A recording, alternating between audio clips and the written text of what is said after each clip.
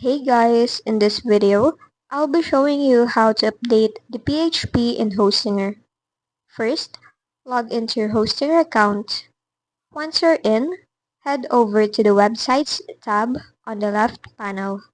Here, you'll see a list of all your websites. Find the one you want to update and click the Manage button beside it. After that, you'll be taken to the website's dashboard. On the left-hand side, scroll down until you see the Advanced section, and then click on PHP Configuration.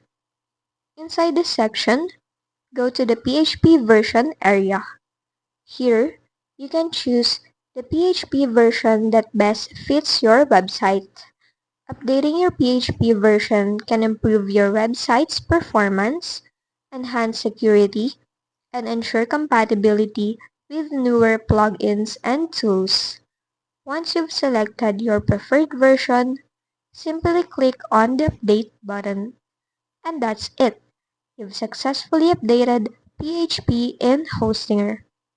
If this video helped you, don't forget to like, subscribe, and hit the bell icon for more tutorials.